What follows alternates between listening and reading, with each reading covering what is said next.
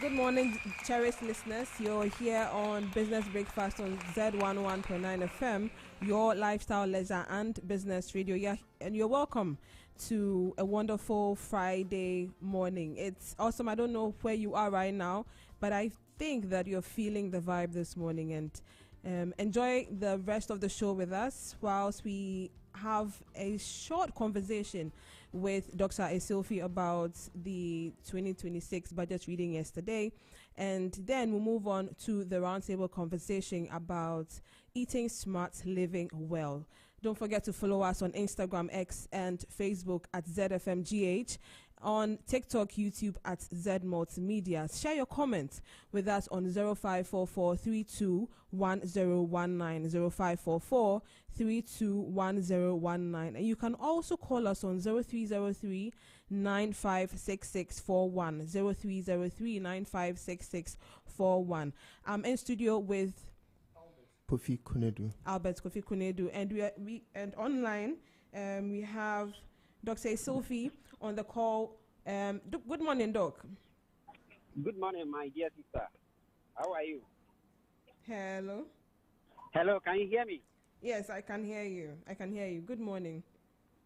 Good morning, my dear sister. Okay. So just to spare 5 minutes of your time, yesterday the finance minister shared with us, Dr. Atoforsen shared with us some key areas. He talked about the COVID-19 levy being abolished. They also talked about the new VAT reforms to give back 6 billion to households. And then also they talked about governments completing the 10 Agenda 111 hospitals. Also talked about all schools from basic to secondary to purchase rice, maize, chicken, and eggs that are produced in Ghana only. And then he also talked about the construction of 3 modern sports stadia in 3 out of 8 regions that do not have stadiums. And then also, let me just give this final one, that inflation has fallen faster than anyone had imagined. What's your take on some of the comments that he made yesterday?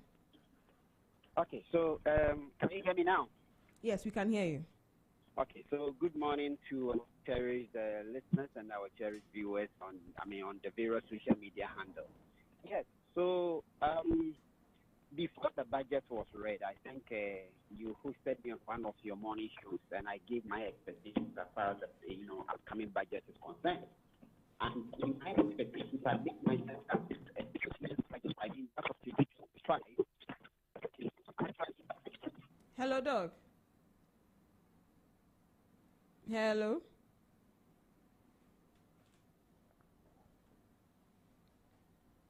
Hello, Doc.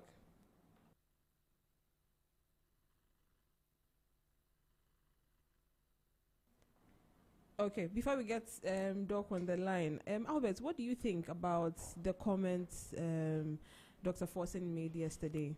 Well, I think one profound thing which Ghanaians were looking out for was the COVID-19 levy, which the opposition were on them to abolish as they promised. Yeah. And finally, they've abolished it. And with the new stadia being brought on board, I think it's a welcoming news, because these new regions lack facilities, and the government going on there to construct new stadia for them, it's quite a novel project. And also with the rice glut and the maize glut, the government allocating some funds on there too, it's something worth commending. Yeah. And I mean, when you make the comment about the stadia, I mean, I don't know, do you think that it will, one way or the other, bring back the love for football in Ghana?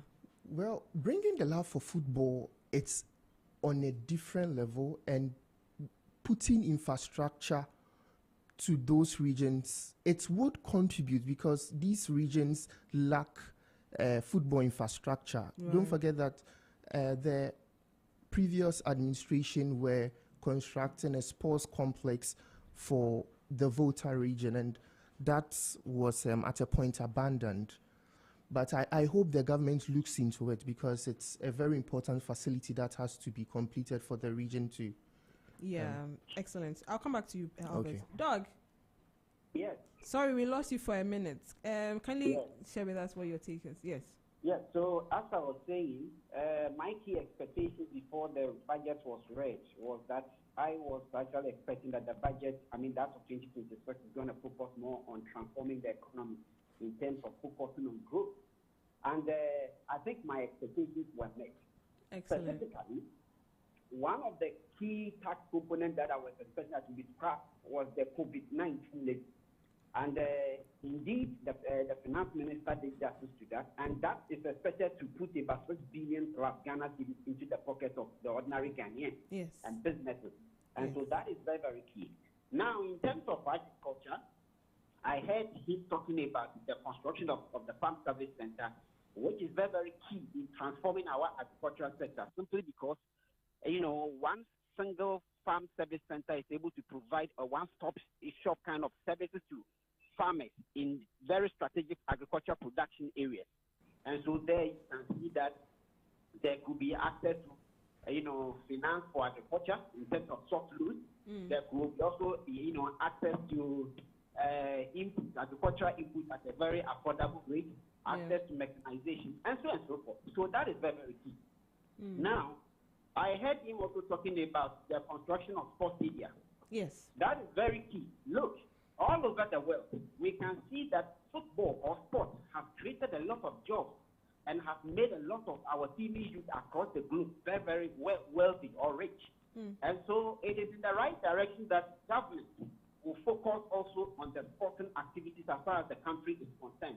And so putting up about 3 or 4, sports stadia for regions that do not have any facilities of such is very, very key, because that comes with both direct and then indirect jobs, as you can all see. Whenever, for example, Black Stars are playing matches, people sell some sort of souvenirs in terms of jerseys, Ghana flags, and other paraphernalia and all of that. That is very, very key. Food vendors are also to send their products over there for people to buy and all of that. These are some of the indirect jobs. The direct jobs here we're talking about, the youth who are talented, getting access to explore and make, economic use of their talents and all of that. At the regional level, then we can even put the best product in terms of talent and then pull them together to form a national team to compete at the global level, which also will bring some sort of economic gain to the country. Because whenever they go for such tournaments, what happens is that at every stage there is some sort of amount that is paid to a country or a team. And so this is also a very key kind of investment that the government, if followed, will actually to the benefit of the country. Aside that, even the construction of the stadium will also bring some sort of immediate direct jobs in terms of contractors getting contracts, and when they get the contract, they hire masons, plumbers, and steel benders, and all the artisans that you can think in the construction chain, also having access to direct jobs for that matter. So that is very, very key. Now, in summary, I think everybody can see that it was crystal clear that the government, as far as 2026 budget is concerned, is focusing on transforming the economy in terms of ensuring that there's growth. Just as we have been able to stabilize the economy in the year 2025. I think, as I said in studio about 3 days ago, the purpose is to transform the economy in terms of bringing, growth-related policies or growth-oriented policies that will help expand the economy and then ensure that government also gets immediate revenue. Doc, let me ask this question. I asked a question earlier that do you think the stadia can bring back the love for football? And my co-host Albert mentioned that in a way it can, or it has a way of doing that. I don't know. What's your opinion on that? Absolutely, to bring back the love, because you could see that only few regions have benefited from the construction of stadium. That even happened somewhere in the year 2008. That is the count 2008. And we all saw, it was evident that residents in such regions that benefited from such infrastructure had their desires and then their taste boosted. when it comes to the sport, be it football or any kind of sporting activity. And so, when we get sports stadia in other regions that do not have such facilities, one, talent over there, talent in such regions, which or who, in actual situation, they wouldn't have had the opportunity to even demonstrate their talent, will have access to such an infrastructure and then go there to demonstrate their talent. That will open doors for them to make economic gains out of their talent. That is number one. Number two, I made mention of indirect, kind of economic benefits, such as people going there to make some sort of other business, whenever such sporting activities are ongoing. And number three, all work can go to make Jack a dull boy, as we all know from our basic education. Now, if a region has such a stadia, you will see that teams, like sporting teams in terms of football clubs, will begin to emerge from such regions. And as a result of that, on weekends, people, when they are not going to, where they are not going to embark in any economic activity in terms of work, will spend their weekends being at the stadia to entertain themselves out of the sporting activities. And in that, you will see that the interest and the desire of people in sporting activities, especially football, will be whipped up that again. Right. So, I think that your points are clearly made. I think that I also agree that it's going to bring back the love of football, and I also love the idea your comment about also allowing citizens have their businesses. So those who are selling food and the paraphernalia and all that will get an opportunity to also make money by having this business around the stadium. And Doc, also VAT's coming down to 20%. I don't know. Do you think that it's a good margin, or it could have been better? I think for now it is good, because you see, we need to maintain balance between giving relief to businesses and also government also trying to rake in revenue for the development of our nation. So 20%, I think the finance minister maybe have done some sort of founded empirical calculations to know that maybe the 20% level is the optimal level that we can have in the nation, where I think in their mind they were trying to ensure that businesses are giving the relief that they want or they need or they require, and then government also is able to rake in the required amount of revenue to embark on capital expenditures that have been outlined in the budget, and also do other social commitment to the people in terms of the social protection policies that we have. For example, the free sanitary, whatever. All these things require money. And so I wasn't expecting the government to be reducing taxes at a level where it will also be inimical to the growth of the country as far as raking or mobilizing revenue is concerned. So in my humble opinion, I think, of course, businesses will require that even you give them 0%, but that also cannot be economically rational. And so the 20%, I think, actually it's a good starting point, in my humble opinion. All right. Thank you so much, Doc, for making time with us this morning. We really appreciate your time. Thank you. Thank you for having me, myself. All right. And that was Dr. Isilfi sharing his opinion about Dr. Atuforsen's delivery of the 2026 budget yesterday. Up next, we'll have the roundtable conversation. But before then, let's take a quick commercial break and we'll be right back. This is...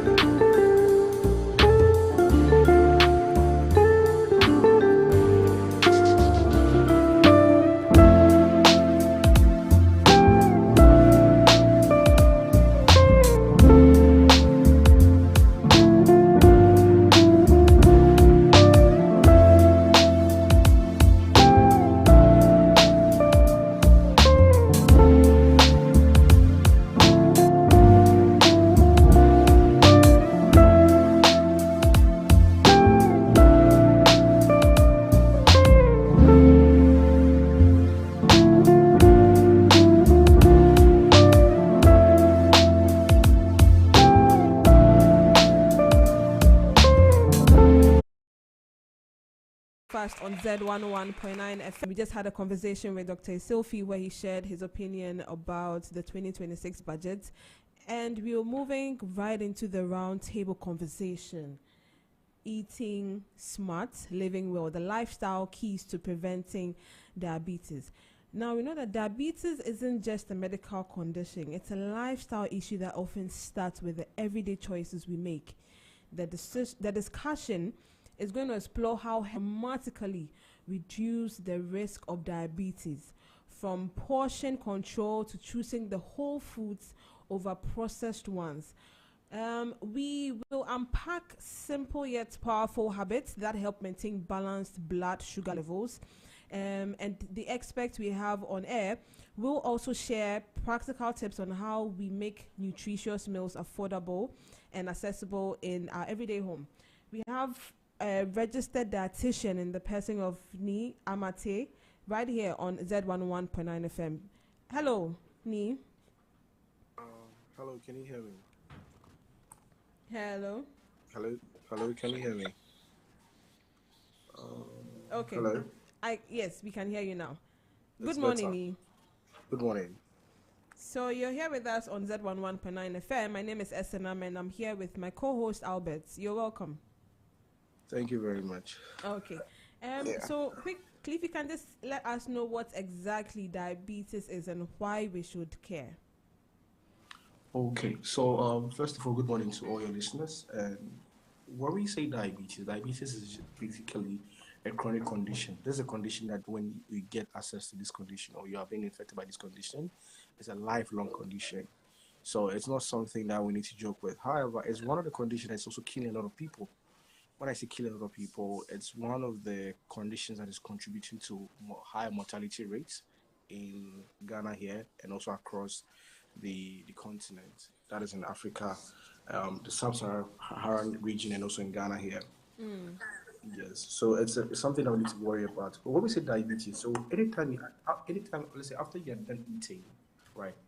Whether the carbohydrates, proteins, or anything, it goes through a process in your body where it produces what we call glucose. So glucose is like, let's the word like sugar. So that means the word as currency. So you see in Ghana, if you want to buy items, we use cedis to buy items. Now in your body, for you to produce energy, what gives you that strength to see, to walk, to think? This morning you're having conversation with the host and all that. What is fueling all that's called we call the glucose. You get that from food. So anytime you're done eating, this food goes through the process through your body. Glucose shouldn't stay in the blood. Okay, it's supposed to move into the muscles, move to certain parts of your body, the cells and the tissues, so that they used to produce energy. But what happens is that people who are diabetes, the sugar levels in the blood the sugar in the blood doesn't move into the cells. They stay in the cells because there's a special chemical called insulin. It's called hormone, but for me to explain it in a basic way, we have like a chemical that will pick all the glucose and push it to the cells. Like when you go to the harbor, there are some people that unpack items from the containers into cars. So the people that pack the items from the containers into cars, in these terms, we refer to them as the insulin. So they are supposed to carry the glucose from the container that is your blood into the cells, which is your own car, to use for energy. In this case, that transaction doesn't happen. And the blood stays, the sugar stays, or the glucose level will go high and will still they'll remain in the blood. Okay. Now, when you remain in the blood, it's what we call the diabetes, because you can't really move the sugar levels from the blood into the cells. Now, there's one effect of it. If the sugar keeps along your blood, they begin to damage your blood vessels. So like your vessels, like your normal blood vessels, can be damaged. Your nerves, right? So the nerves around the extremities, like your hands, the nerves are like things that help you to feel. So if I hold you right now with my arm, what will let me know that I've held you is my nerves. If I'm picking something on fire and let's mistakenly, my hand gloves I'm using has a certain cut part, and I get a direct touch from the heated part to my skin. What makes me feel that this thing's hot is the nerves, right? So in some doing, if the sugar level is too high, they damage the nerves. There are certain nerves in your eyes that helps you to see. If it's too much, If you can't control sugar levels for a long term, they also damage. So I realize that some diabetic patients who start having eye issues and they have issues with extremities. The kidneys also is at risk, right? Because the kidney also helps filter like your blood, right? And if they have to be filtering glucose every time, right, it pushes pressure on them. And also the sugar levels in the blood also damage the nerves and the neurons in the kidneys. So it's also a risk factor for kidney conditions. So when we say diabetes, this is a very simple way to explain it for all of us to understand. And I hope I'll be able to explain it well.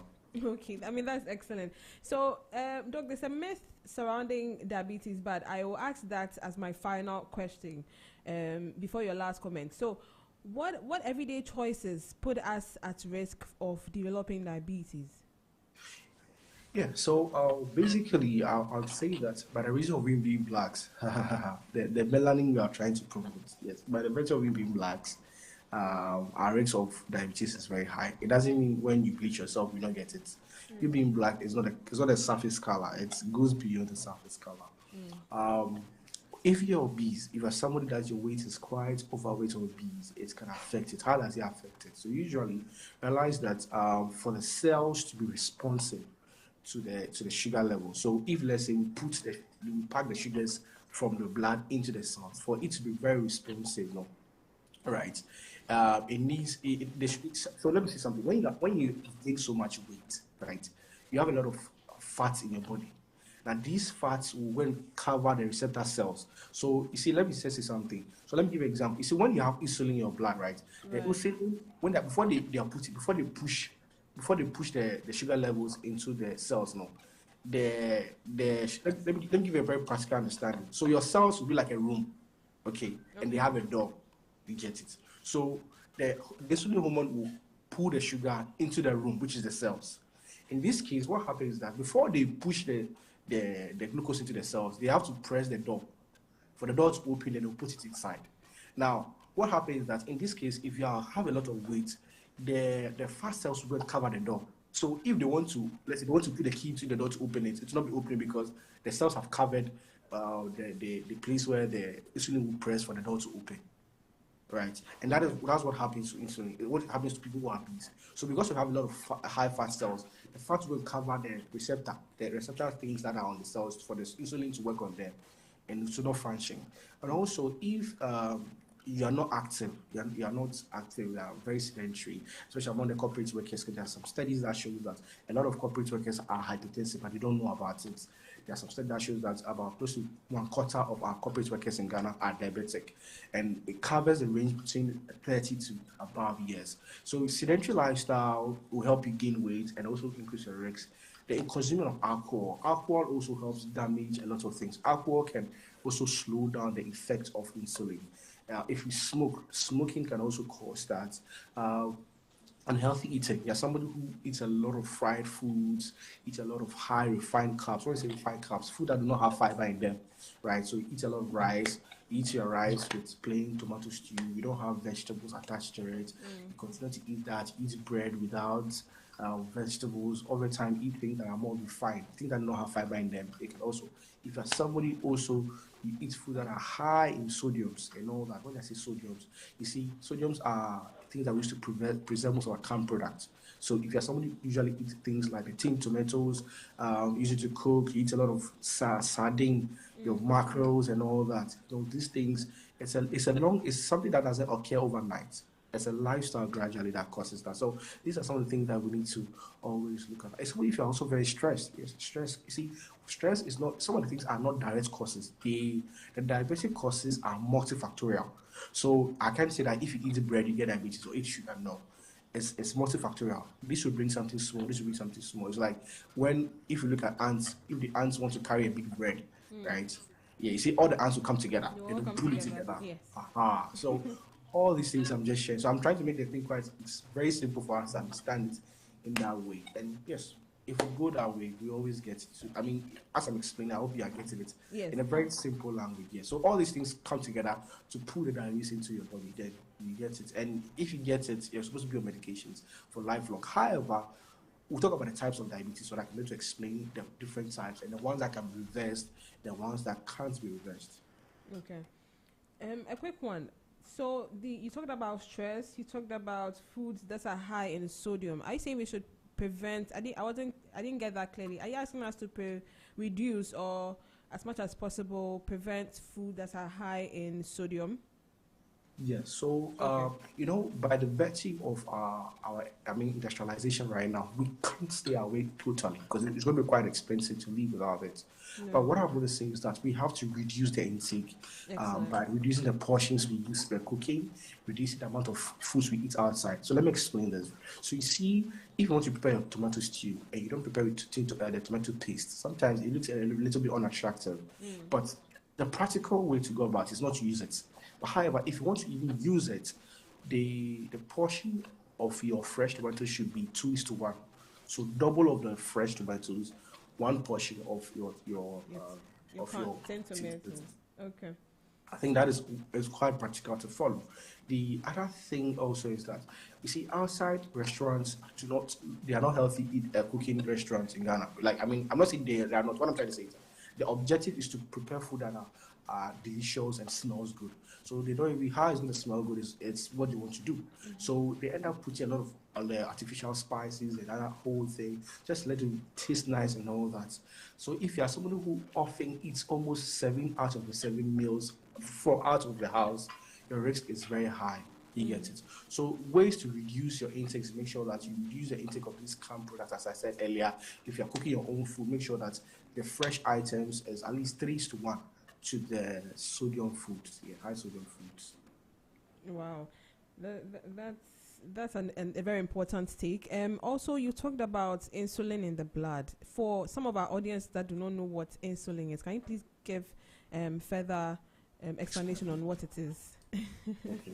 Yeah, so insulin is usually produced from something called pancreas. So let's say we have this small something, it looks like kose, a little like, let me give you examples, like something like, looks like the size of Kose kose. we know. Yeah, Kose we know. yeah, in your body, right? Yes. Right. So that kose thing in your body, I'm not saying pancreas is kose now. I'm just trying to No. give a certain picture of what you It understand. looks like Now, yeah, the kose, that which is the pancreas in your body, for lack of better words we are using, produces a certain chemical, which is called, we call them insulin. Now, as I said earlier, the insulin's function is to make sure that they move the sugar from your food in your blood into the cells, because after you're done eating, all the nutrients move from your stomach inside and everything goes into the blood for it to move to certain places like your brain, your eyes, and other things. So what happens, so I give a certain practical example. If you go to the harbor, there are some guys that stand in between the cargo and people's trucks. They pick the items from the containers and put it in people's trucks. So the insulin is like the mediator. It's like the person that will pick the glucose from your blood, then move it into the cells. Please, I hope I'm making. yes. Yeah. Perfectly. Yeah. So how can healthy eating help prevent diabetes in this case without making life feel restricted? Okay. Yeah, so yes. So when it comes to healthy eating will reduce your risk, right? And delay the onset of diabetes. So one of the things, if you're eating healthy, your weight will not be high, right?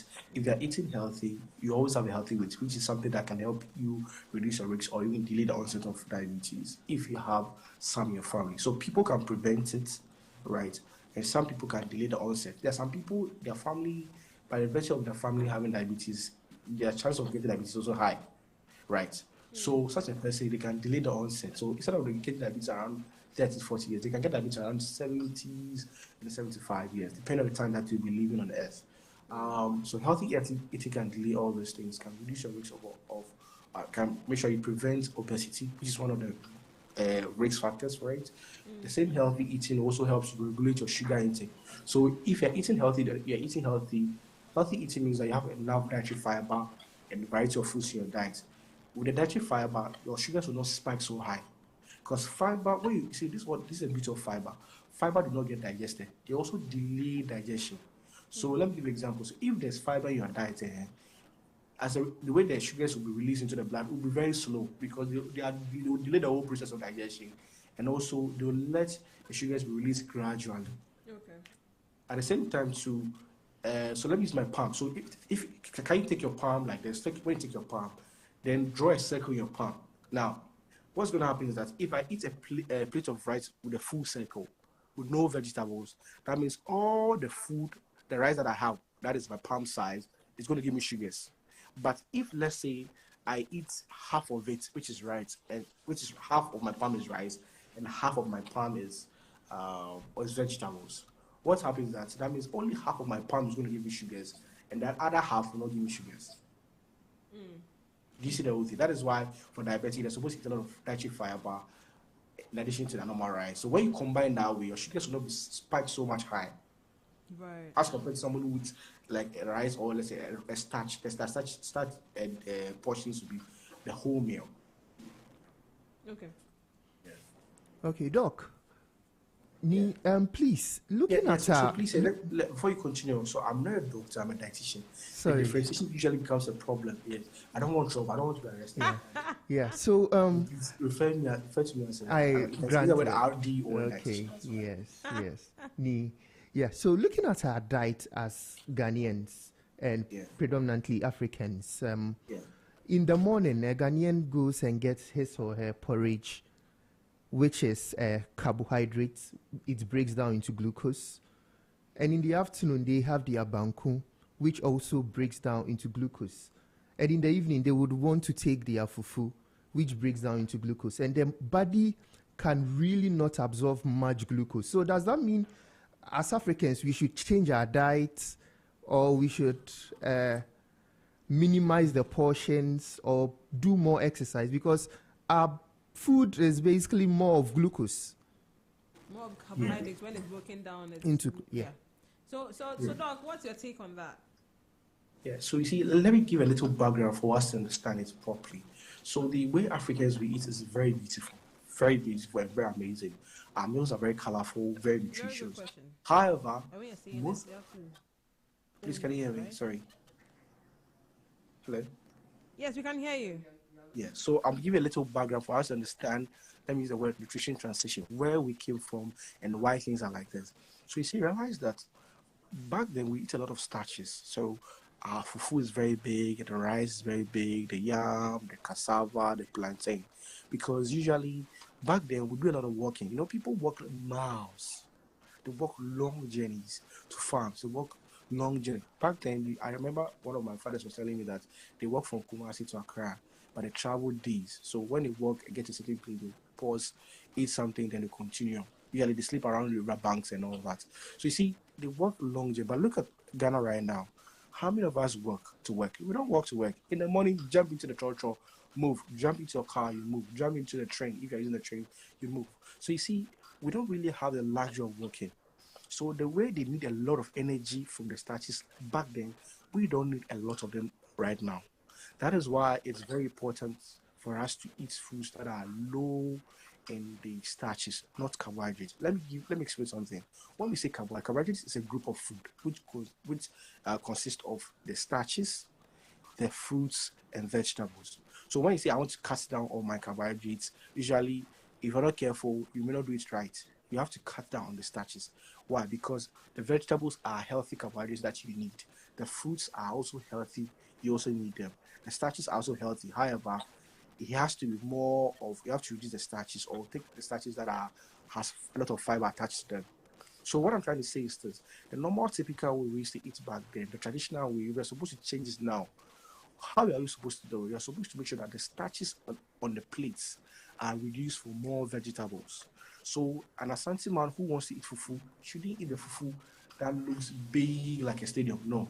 See the way the stadium looks like, very round. No. At least in the same Asanka, you can have half. You know, the Asanka has levels. The base, the base side of the Asanka is where that's the circumference of the fufu. You shouldn't go above it. At least 3 or 4 of the base is fine, or half of it. Then you have a lot of your soups with a lot of vegetables. Garden egg kakra, oku kakra, or you can have a little probably ademe or kontomire, a little bit kontomire on the side.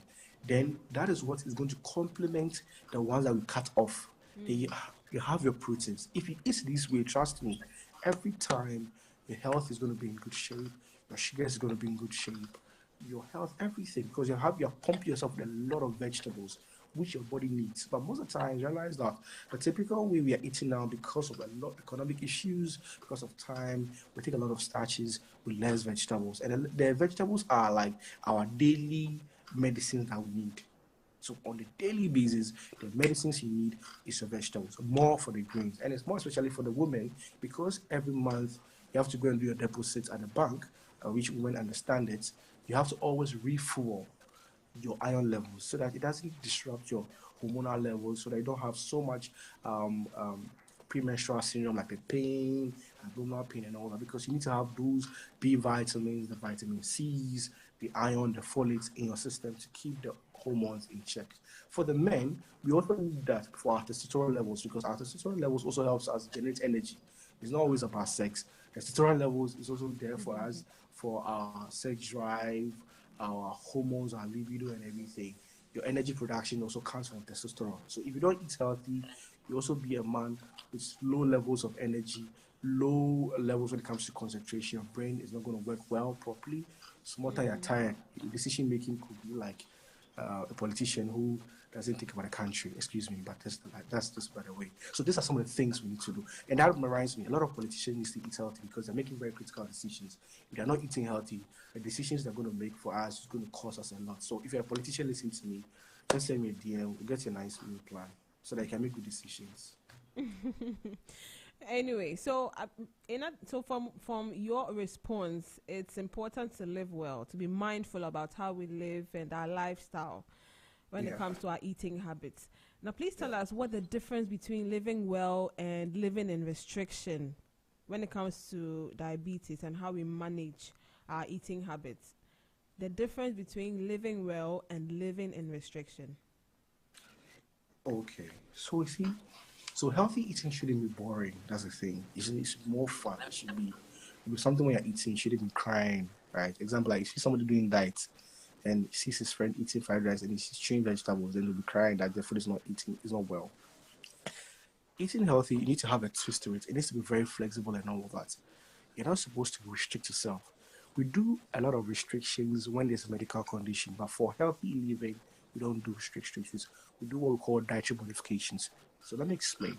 So we modify what you eat. Example, there's somebody who wants to eat salad, but the same person that wants to eat salad, no, doesn't like chewing the salad. So do you know what we do? We can do a stir-fry vegetables, add a little tuna and a little egg to it. Such a person will still chew it. But if the salad is very fresh and dry at first, it's quite difficult to eat. Let's say somebody still wants to eat rice, a diabetic who still wants to enjoy the rice. As a diabetic, they can't live without rice. So such a person, you give the same person rice, but you make sure that the portions of the rice is reduced. So what you can do is that they can have half of the plate being their rice and the other half being like a vegetable egg stew. So on the rice, it's like the vegetable is going to make the person feel full. The same person, same diabetic who wants to eat fufu, yes, who to make sure the fufu will be plantain based. However, it's still starch, so we have to reduce the portions, complement it light soup or any vegetable soup, but it could be katikuntu or kutumri soup, and then we pump in the little onion, garden eggs, and all those vegetables that they can chew, add it to it, and add a good amount of proteins and all that. If you restrict the client so much, what happens is that adherence to the dietary regimen will not be 100%. The person will go high and be eating things they're not supposed to eat, so the sugars will still go high. If you restrict the person is going to struggle eating. Because, example, certain meal plans should be very flexible in the sense that even if I go to a buffet, I know what to eat. And that is what I do. My meal plans are very flexible in the sense that even if you go to a buffet, you know the amount of banku you're supposed to eat, how you're supposed to complete your banku, unless there's no banku over there. If you go for a buffet, there's jollof rice. Usually, let me give this trick.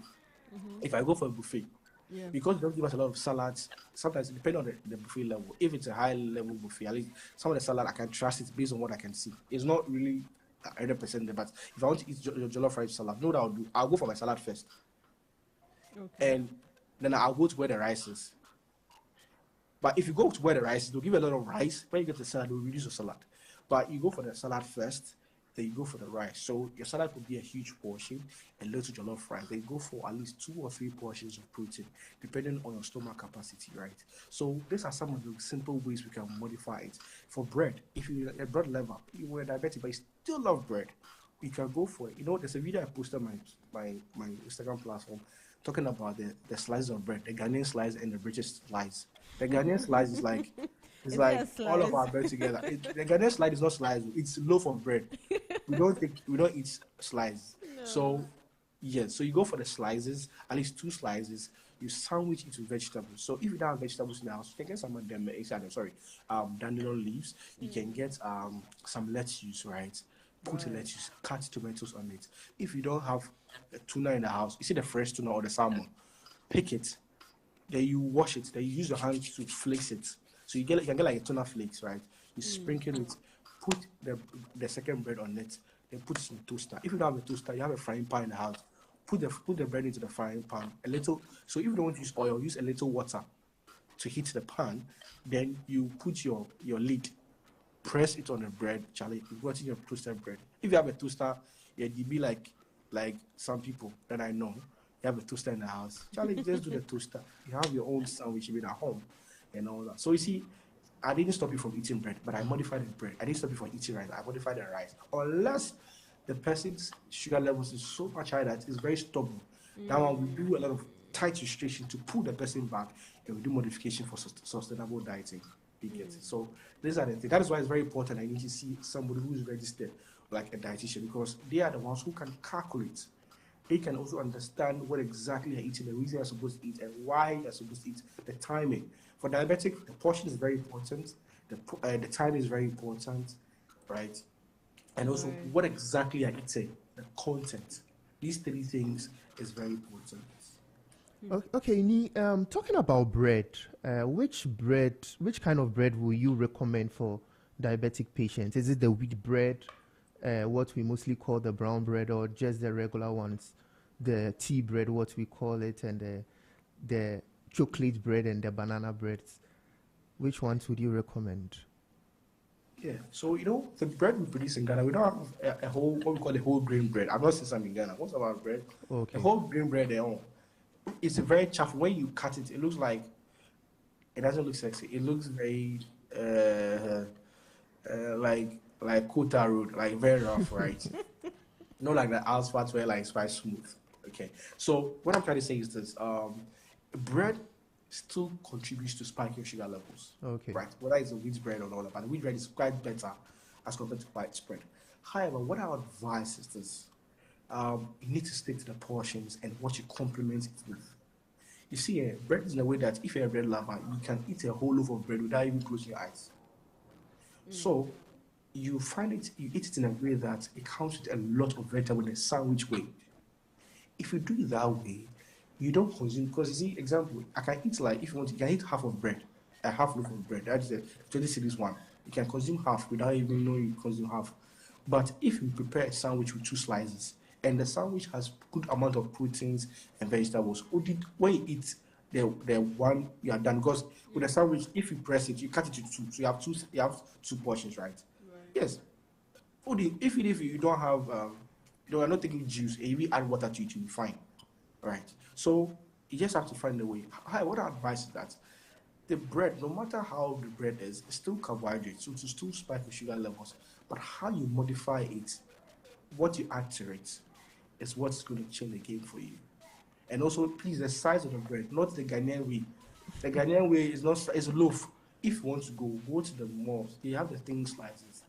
At least you can use them as a way to modify your bread intake, and you'll be fine. Because cutting it in the house, if not, the devil influence you, even double the size, and think it's a slice. So go to the mall. The malls or the supermarkets, they already have it. It's already been sliced. Use machines to slice them. Get them easy to control your portions. Right. Thank you so much, Doug. Now let's look at it from the perspective of family and friends. How can we support each other in adopting a healthy lifestyle? Yes. So, one thing I keep saying is this. What I keep saying is providing family support is very important. You see, in a family therapy for such like managing diabetes and even weight loss and all that, is that I tell people that when somebody is being diagnosed with a new condition and they are changing the diet of the house, everybody has to adapt to it. So you don't say, oh, she's the one who had the diabetes. I mean, no. The family has adapted to a new way of eating. Because so that first, do not be pressure on the family to cook new meals. The family also, the new meals they're going to eat will be a preventive cover to the new people that wouldn't have access to diabetes, right? Because they are now eating healthy and all that. The family support is very important in terms of psychological. So the person will not feel left out. So, I have sickness. So the person, in some cases, even the utensils they used to cook, they'll give a separate utensils to cook the diabetic meal. No, it's not nice, you see. So if you do that psychologically, you're killing the person. It makes recovery and the getting our results quite difficult. But if the family comes together, we eat with the person, the whole lifestyle modifications with us all together. If you're supposed to go for a walk, the whole family who's available in the house go for the walk with the person and all that. It makes the whole therapy. The